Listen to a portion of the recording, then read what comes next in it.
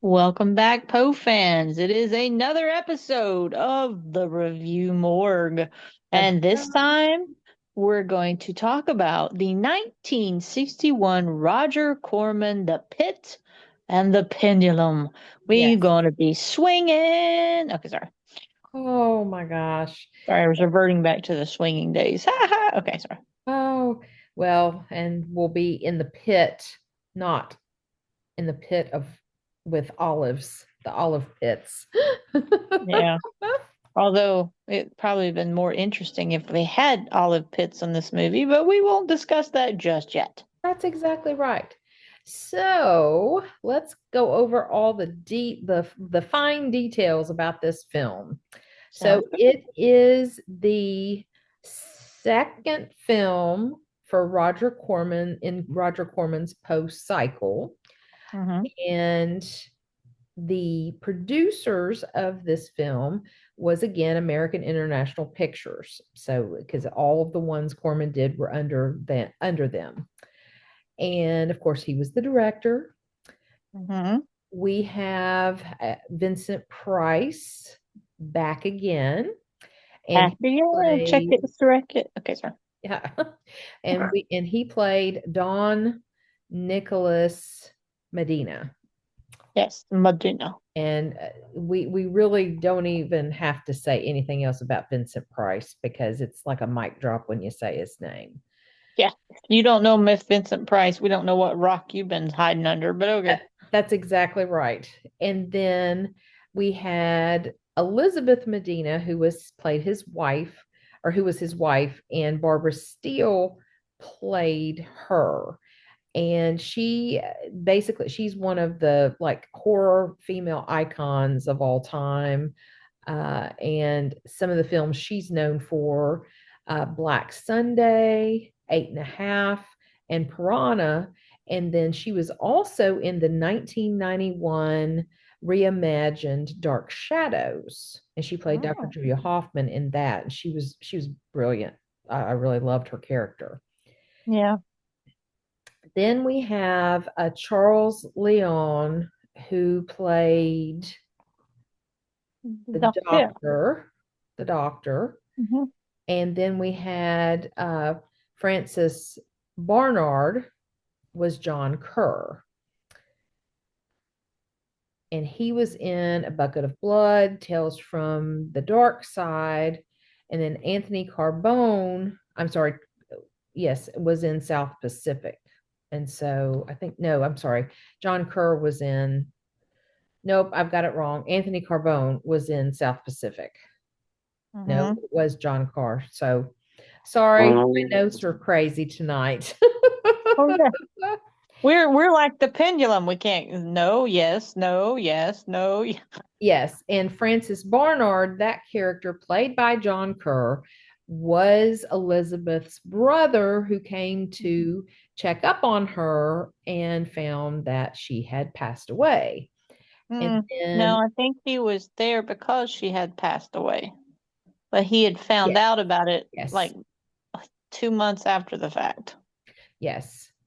And then you had Catherine, who was Nicholas's sister Mm-hmm. and played by Luana Anders, and she was in Easy Rider.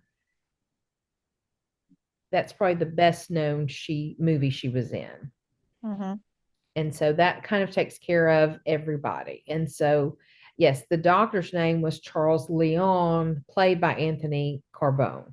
And so that sorry that I had that little bit of hiccup in my notes. It's a But Monday. yes, it is. And I had forgotten how I wrote that out because it's been a few days. Yeah. So, but basically, you had a great cast. I mean, Vincent Price, Barbara Steele, even though her voice was dubbed for this film. I did read that, which I thought was interesting.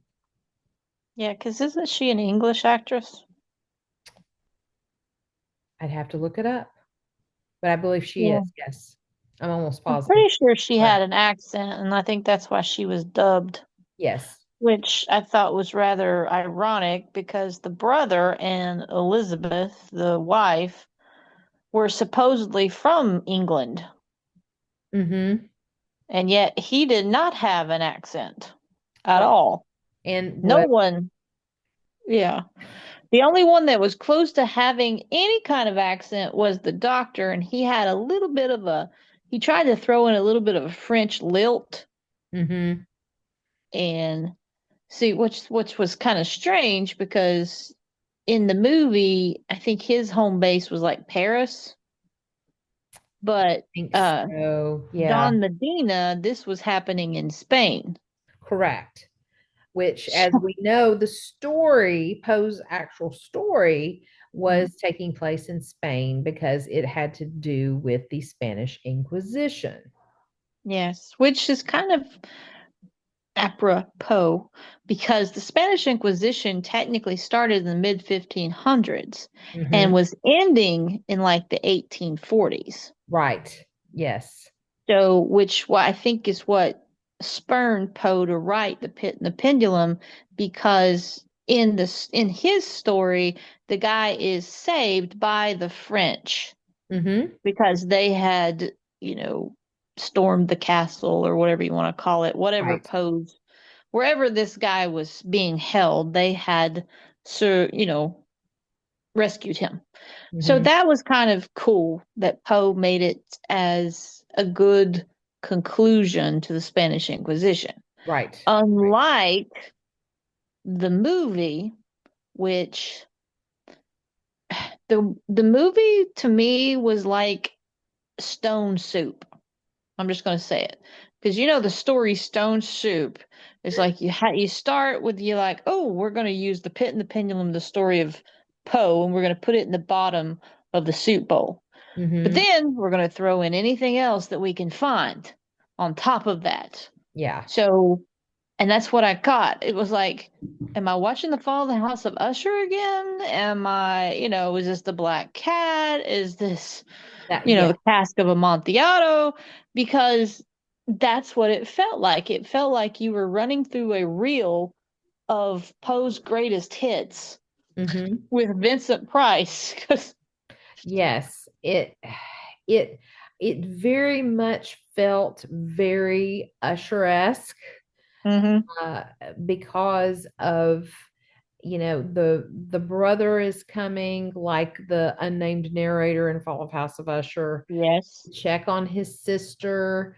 And even though, like in Fall of House of Usher, the brother and sister are Price and, as Roderick and then Madeline, and they're Mhm. not married, but now it's Price and Barbara Steele who are married. And it was like almost Usher in reverse in a Yeah. way. And it really it felt like that wholeheartedly. Yeah, and I understand why the playwright put it this way Hmm. because you know as well as I do, the actual Pit and the Pendulum is a very static story because it takes place in one place. Yeah, it's There's very, not, yeah. there's not varying scenery, there's not different settings. It's all in one spot, and it's more of a psychological of the guy Yes. with the pendulum. Yeah. Where, as with the movie, they had to create it. It's the 1960s, so they had to make it interesting. They had to make a plot, of course. And Yes. so, what better way to do that than to make it a love story or Yep. a tragic love story kind Betrayal, of thing? betrayal, and Yeah, got all to of put the those things. betrayal in there. Yeah, I So, totally agree with you, Jeannie. The Poe's story itself is very psychological, very cerebral, mhm. and you're just basically hearing the story from this man who is trapped in this pit with rats all around and Hmm. this pendulum, and he has no idea if he's going to die or not. Yes. And there are other things that come in and all of that, but they do put the pit and the pendulum in the dungeon, but it really doesn't happen until the end of the movie. I mean, we do see the torture chamber earlier than that, Hmm. but And they do allude because that's the one thing they make Vincent Price as if he's the character that's on the pin in the pit. You yes. know, that's the one thing they tie in. They try to make it psychological that way. Hmm. And because it is like a Roderick revision, but Yeah. he does it very well. I mean, it's Hmm. Vincent Price. Absolutely. Yes. But the one thing that I really thought was great that they used to help kind of push it toward that psychological side was the Hmm. use of colors and the Yes. use of the method acting, Hmm. mostly because it wasn't a lot of dialogue for a while, but it was a lot of method, and you had to pay attention in order to catch what it was. Yeah. Uh, because the paintings they made Vincent's character as artist, Yes. which I thought was very smart Hmm. because that's one way to bring in the psychological is because you can see with his paintings and everything, it shows his mental uh troubles. Yes. Hmm. And that's how they use the colors too. Yeah. But I spent the majority of the first half or more of the movie going, where are we going with this? And why haven't I seen a pit or a pendulum yet? Uh, because they do talk about how the castle they're living in is a family castle. Right. And they make Vincent Price's father and grandfather were torturers of the Spanish Inquisition Exactly. because they show all their toys that they kept in the dungeon that they loved to use. Hmm. The I can't think of their names right now, but anyway, things that we know about the stretch, where where they stretch torture one where they wrap you down and they stretch your arms and legs, one going one way, one the other. Oh yeah. Well, and the bed of nails was down Yes, there. They had the Iron Maiden, yes, and that's what I was trying to think of, and I was like, I can't think of any of the names right now. that's all right. But it was like, they show how Vincent Price was talking about when he was a child and how he would have to listen to his father tell him about his work as being one of the torturers and how he loved using these, which led into the story of how the betrayal started before Vincent Price. It Hmm. actually started with Vincent Price's father and mother Yes. and his uncle.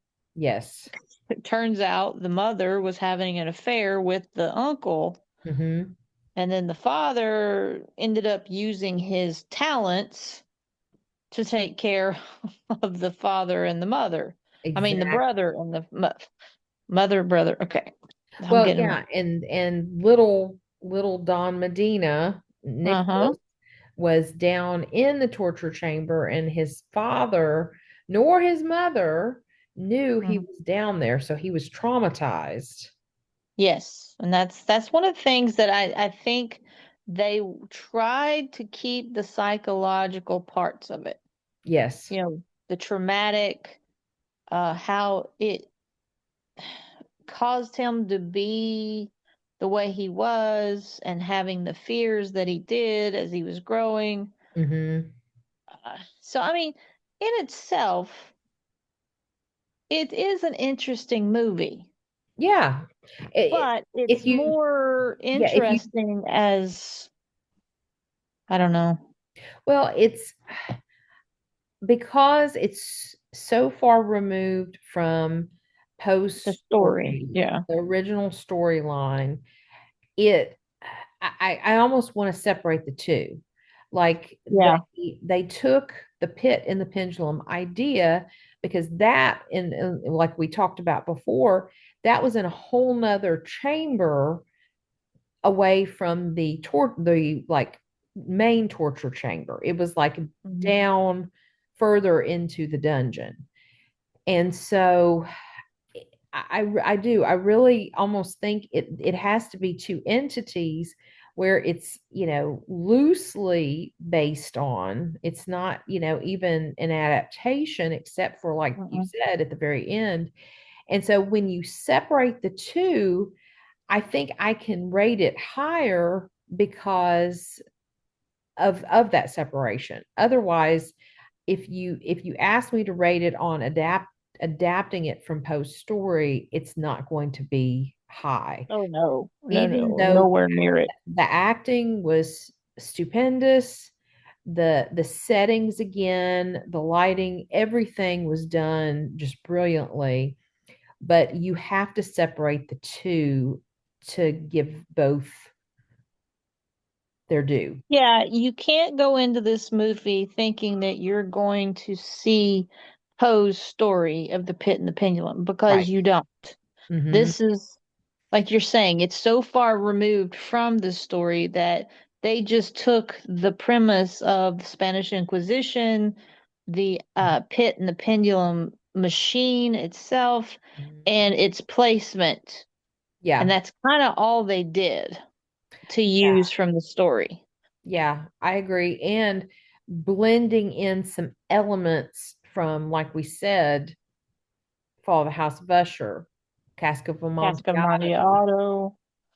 I think, what else did we say that they were in there? They had, I mean, they had a lot of, that's kind of what I did during the whole movie. It was kind of like, oh, that's from that. Oh, that's Mhm. from that.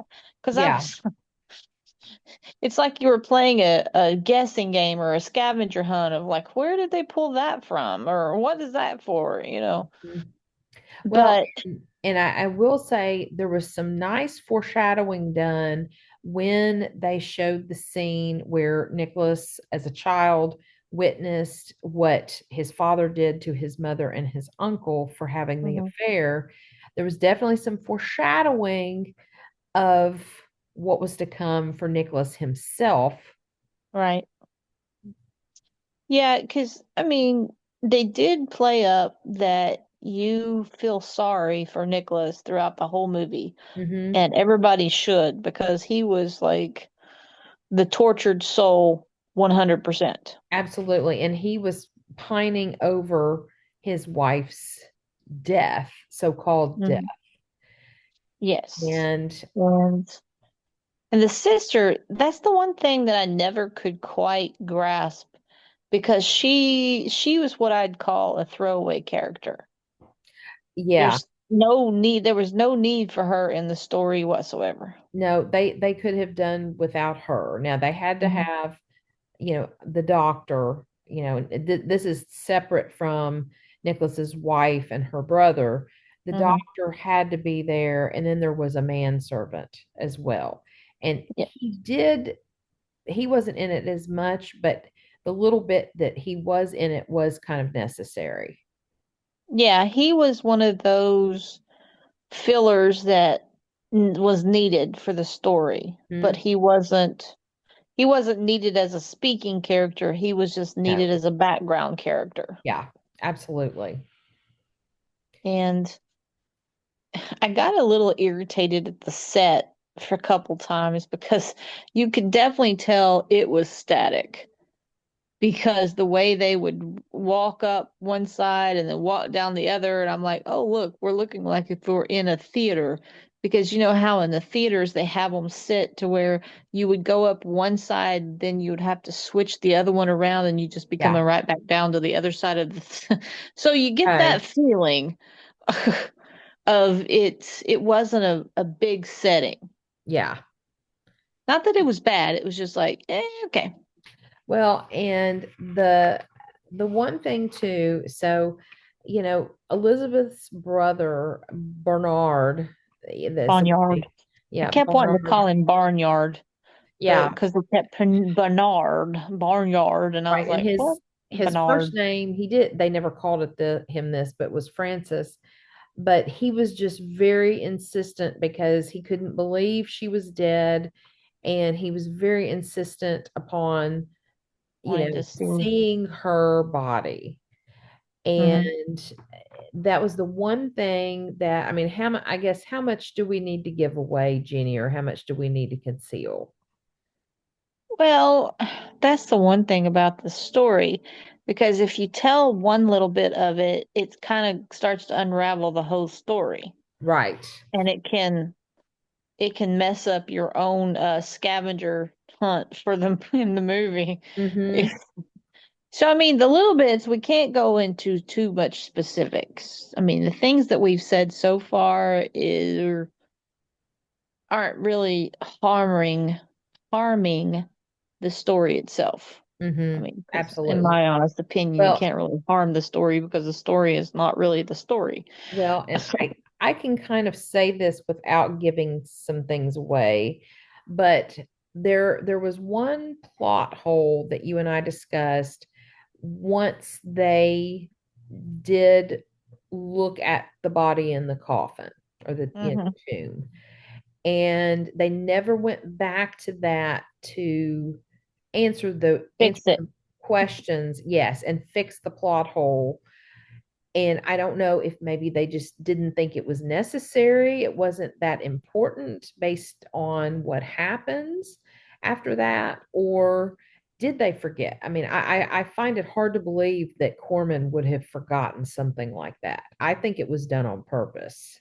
Well, what I got from it, like this is the one of the things that we were discussing, that in the story it had where Bernard, Barnyard, whatever, shows up, and it's that he just found out that his sister had died, but she had been dead for like 3 months. Yes. And that's one of the reasons he wanted to see the body. Mm-hmm. And the body that he saw was not in the right decomp. Right. So that's one of the things where you start going, wait a minute, that couldn't be her because it's the wrong, that's not the right. And here's what I think that Corman or the writers may have wanting to go towards is with Nicholas's mom, Okay. how his mother was killed, you Mm-hmm. know, and stuff, because I think that's what they were alluding to, is that the body that was in the casket was his mother's skeleton. It could have been. That's very But the true. problem that I have with that is because this is where premature burial comes in. That was the other one. Mm-hmm. Because of the scratch marks on the lid of the coffin. Right. So that makes you wonder, okay, then, because not giving away any of the story, I think pretty much everybody can kind of figure out just from those little tidbits kind of where it goes, or Mm-hmm. where it was going when we started alluding to him wanting to see the body. Yeah. Um, but yes, the plot inconsistencies started for me really right there, Okay. because That kind of makes sense. it just was too, because the moment they show the body, I'm going, that's not right. Yeah. Because even if it's been 3 months, the amount of decomposition would not have been that bad, especially where they were being entombed. Yeah. So Absolutely. so there was that. And Yeah. then like I said, Vincent Price played wonderful with the psychological torture of his background, seeing his mother and brother and uncle murdered by his father, and tortured and murdered, by the way, by his father, and then him growing up, him falling in love, them still living at the house, and him being an artist. That's the one thing that I did love, is because the paintings that he did, they told a story. Yeah. So that was another. check mark of Corman using that because the subtleties of that kind of helped make the story better. Yeah. Yeah, I think you're right. And I think too, I'm going to switch gears here and Hmm. talk about the difference between the entire movie of being like the brother insisting upon, how could she be dead? Why Hmm. didn't anybody notify me and all of that? And then the kind of, they showed basically Elizabeth's character was shown only in flashbacks. And Right. flashbacks were always in kind of a different hue or color, which I Hmm. really liked to show that difference.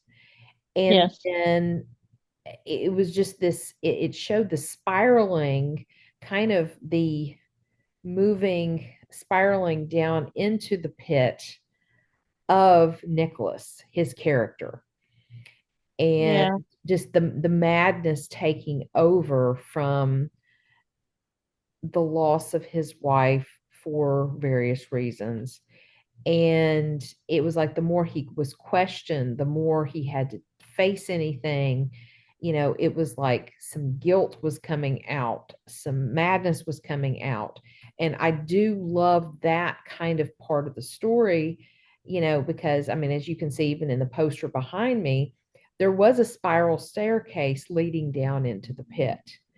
And Hmm. so I thought that was a great, almost kind of metaphor for the spiraling down of Nicholas's character into the pit. Yeah. The only thing that I think they kind of lost it for me Hmm. was I did like how they built the spiral, how they made it to where he was hearing voices, there were Right. things that was happening in her room and stuff like that, uh, that was making it seem that their ghost was hanging around and all that kind of stuff. Yeah. But at the same time, it was too much in some ways because when he finally reached that precipice and kind of went over, Yeah. it's like they had the gradual of getting there until all of a sudden it's like, oh, we got to hurry this up because we're running out of time, and they just shoved him over, and so that Yeah. kind of lost it for me. I was Okay. like, yeah, you were doing really well, and all of a sudden, you know, now he's like this total raving lunatic with no objective of no, no blatant objective of what he's trying to do. Now, he is trying to take out the object of his obsession because he pretty much reverted back to where now he's kind of like the psychological entity of his father Yes. because of Absolutely. the story and what had happened. Hmm. And so when he's not able to follow through with the torture that he wants for the actual object of his effect of his guidance or whatever, not Right. guidance, with the object of the outcome, who he's Yeah. after. That's what I'm trying Okay. to get Yeah. to. Gotcha. So Okay. he loses that. So then he ends up taking the brother, Elizabeth's brother, and Hmm. putting him as a replacement Yeah. because he's not in full faculty of who it is.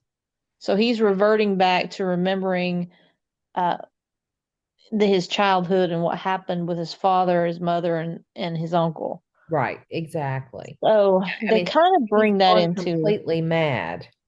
yeah. But to me, it was a forced madness at the end that I just didn't appreciate because I was like, really? You wait, you had all this time, but then you wait till the last 9 minutes of the movie and then you like throw it all together. It's like, we're running out of time. We just got to mush it all together. Well, but see, and for me, it's different because all the things that others did to him to drive him mad, it was like he seriously snapped and just went otherworldly, and he became his father, the like you said, the epitome of his father, the ghost of his Mhm. father. And he had to do what his father did, really not necessarily knowing the whole truth behind what had really happened because he Yeah. went mad. Yeah, and I don't disagree with that. I mean, that was pretty much where the story needed to go and where it was Yeah. going from the Oh, yeah. get-go. Yeah. I just felt that it was too rushed, in my opinion, that Yeah. it was not a good transition. Mm-hmm. And then and I'm sorry, the Pit and the Pendulum was just lame in the movie. I mean, Why do you say that? well, I say that because they had such the opportunity to make it the center and bring out so much more from it that in the end it just become like a bad Abbott and Costello skit, Oh, in good. my opinion. I mean, think about it. At the end, you've got these people that are trying to stop the pendulum. And I mean, how difficult is it to pull a lever? But they make it like it's like the Marx Brothers fighting over, you know, a watermelon or the Three Stooges. And I'm going, are you kidding me? Just pull the lever. Now, the sister, I can tell who's trying to stop it or trying to change things. I can understand why she couldn't pull it because she was like the size of a pea. Right. But at the same time, it's like they drug it out. And I know what they were doing. They were trying to put emphasis on it to make the story more, because today we got the CGI effects and all that, but back then Right. they were trying to put that terror, that fulfillment of, ooh, what's going to happen? Are they going to make it? Are they going to stop it in time? It just was flat to me. That's all I gotta say. It just didn't Okay. work. Okay.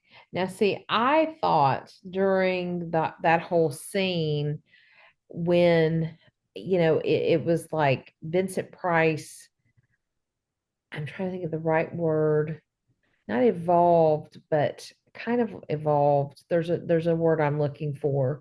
He became his father, and he Hmm. had a totally different outfit on. He had the black robes, he had the black hood, and Yeah, don't get me started on that. he had the whole, like, mad crazy eyes. He And was trying to look like the executioner. That's what he was going for. yes, absolutely. And just the whole scene of the pendulum, the swoosh, swoosh, and Hmm.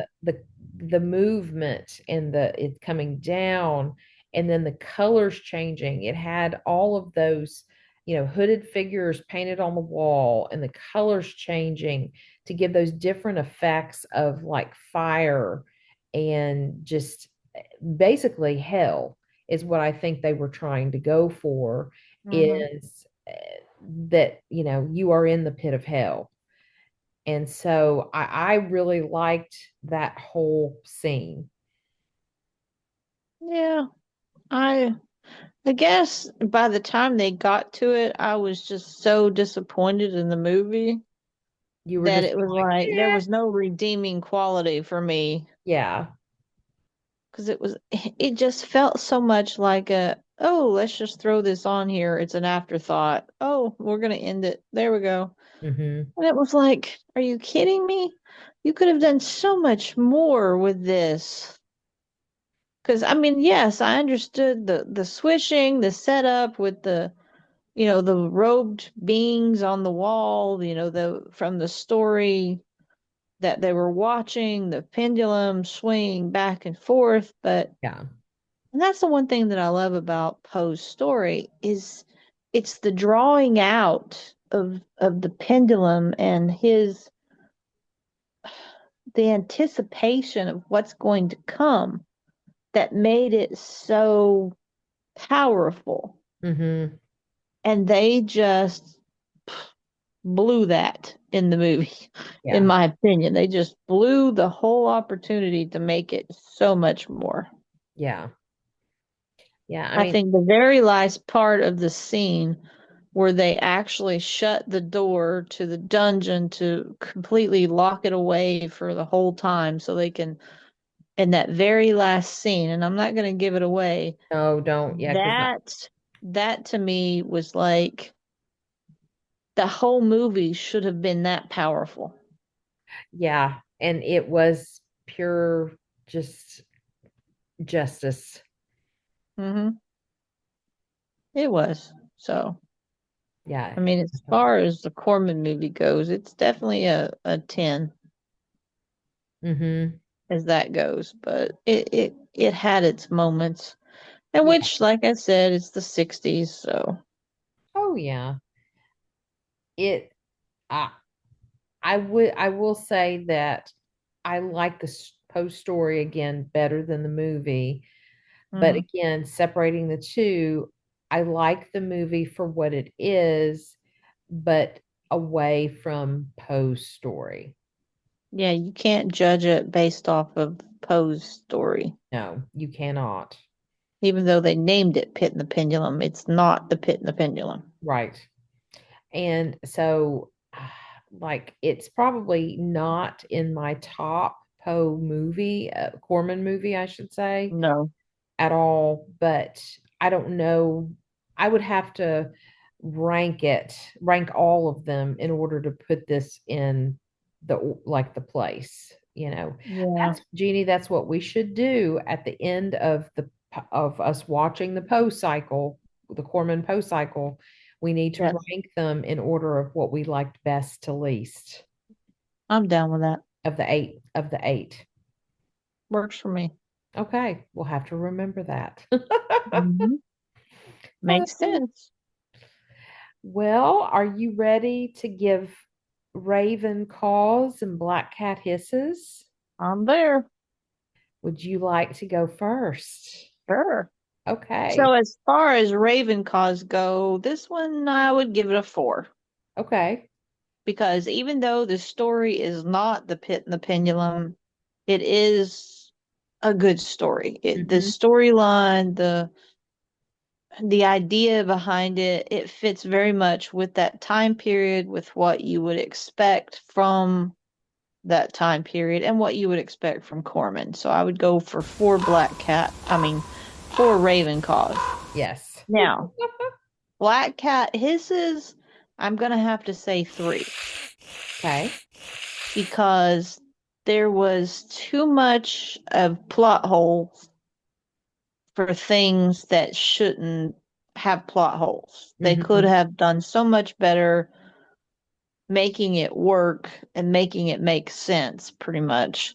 Mm-hmm. Uh, and just leaving the Pit and the Pendulum till the very end and rushing it was just horrible for me. Okay. And I guess the biggest thing overall was the lack of closure. Even though there was closure, but there wasn't closure. I mean, you still are like, what? Because he shows up after he finds out his sister's dead, but then the story goes on, and then even at the very end, even though yes, there's closure, I won't tell people how in Mm-hmm. certain ways. In other ways, you're thinking, but why? It doesn't answer a lot of whys for me. Okay. Doesn't make any sense. It's like, why did a woman from England ended up married to a Don from Spain? Yeah. You know, there was a lot of plot holes, and so that's my number 3. So that's Okay. why I got 3 Black Cat hisses. Okay. That makes sense. So I guess for me, I just thought of kind of an analogy to compare this to while you were Mhm. talking. And before I say my Ravens, well, yeah, no, I'll go ahead and say my Ravens. I would also give it a 4 of the Raven calls. And Mhm. the analogy that I kind of came up with is this movie, and it's kind of, this is a precursor to the movie I'm going to compare it to. It's like Poe's story did not have any connections, like you spoke about. It just had the one character until the very end, and that Mhm. the other people coming in was very short-lived, rightfully so based on Poe's story. And so for Hollywood to make it what it is, I mean, it definitely did not have a happy ending, but to give that intrigue, to give that love interest, to give it a love story, which was very prominent during that time period, you had to do that without, basically stripping a lot of what Poe wrote. And so the movie that it reminds me, not like comparison of apples to apples, but just what they did. It's like the story of the Titanic. Right. The movie Titanic from the 90s, they gave it a love story, and it was more about the love story than actual historical element of it. The historical Exactly. element of it when it sank was at the very end of the movie. And Mhm. so it's like kind of like with the Pit and the Pendulum, if you had read the Post story, you knew what was coming at the very end. And that scene is short lived, just like the Titanic sinking is short lived. And so it's like, but to give it interest, to build it up, to get people to like it, women and men, you had to give it the love story. And so that part I don't like because it's not necessary. Um, I think that this could have been done with the one character, or maybe even have two characters, of an enemy versus, they're both bitter enemies, or even just use the Spanish Inquisition. And I think the psychological part of it, of the taunting of the person that's torturing the other man, it would have been brilliant. Yeah. If they had done it correctly, Yeah. yes. So, but does that make sense? Does it, with what I'm saying about comparing it to like a Titanic and what they did? Yeah, because that's like we talked about at the very beginning. They took a short story that was a psychological thriller, in my opinion, Yeah. that took place in a very static environment, and they expanded it into a total new story that Hmm. it's kind of like what we always discuss with Poe. Poe always either leaves these giant openings at the beginning or the giant openings at the end of the story that he doesn't fill in because he just gives us the meat of the story. Right. Yeah. But like you were saying, in Titanic, instead of them talking about the historical of what happened, they made it into this giant love story, and then the actual historical outcome was all condensed in the end. And Yeah. that's what this movie did. They created a love story to build it up to try to make the Pit and the Pendulum more than what it was. Hmm. But they just, in my opinion, glossed over a lot of the history and a lot of the psychological that they could have done. And yeah, I mean, that was a good analogy because it is what it is. I mean, Yeah. Titanic would be a perfect modern day version of the Pit and the Pendulum. Just with that, the buildup of a love story to the one little historical aspect about it. Exactly. And so, just as Jeff always says, anytime I say the Spanish Inquisition, He's like, nobody expects the Spanish Inquisition from Monty Python, so we'll say Mm-hmm. that. All right. There we go. Yeah, go ahead. No, so that's it. It's like this isn't the Monty Python Inquisition. That's right. That's right. It's Poe's, and Corman kind of removed that aspect and did his own Pit and Pendulum. Yeah. So Corman hijacked Poe's pit. yeah, there you go. And not turning it into a barbecue pit either. So Mm-hmm. to cook something on a steak. Yeah. So now for Black Cat Hisses, believe it or not, I'm going to give it 3 as well. And Woohoo. you know, the Raven, I kind of, with the whole analogy of the Titanic part, it really kind of goes more with the Black Cat Hisses. And so just to kind of go back, I did like the storyline. Again, removing it from Poe's story, what they came up with kind of blending some of a few of Poe's different stories together with adding in the romantic factor to it and the demise of Don Nicholas Medina. I did like that part of it because you didn't know who was actually doing the mental torture. This movie was really more about the mental torture than it was the physical torture until the very end. And so I did like that, mysterious aspect of it because it could have been anybody in this whole thing, depending on, because we didn't have all the information going into the film, when how Corman did this. Now, obviously, I've seen it multiple times, so when I rewatched it, I already had known. But then I guess the Black Cat Hisses is the fact that, again, the whole Titanic reference, the it could have been done without all the love stuff. It could have been 2 separate films altogether, and so it just it was it's disappointing, but at the same time, the nostalgia of Vincent Price and how such a good actor he is, I just kind of look at, he is the best part of this film. And other than that, it's one of my least favorite of the Poe films because of that. Yeah. Or not because of I have Vincent to Price, but agree. because of not it's the one, I think it's the story that's very far removed from Poe. Yes. I mean, I do like that they tried, and I emphasize tried.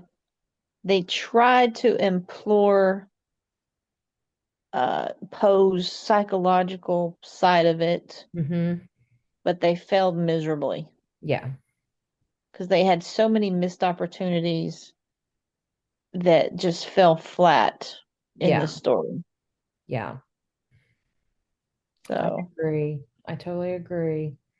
I mean, it is worth a watch. I wouldn't say it Oh would yeah. be worth more than one. Yeah, it's very entertaining. Again, Mhm. just go into it and know that you're not going It's to not a see Poe. a whole lot of Poe. Yeah, I did that to Exactly. rhyme.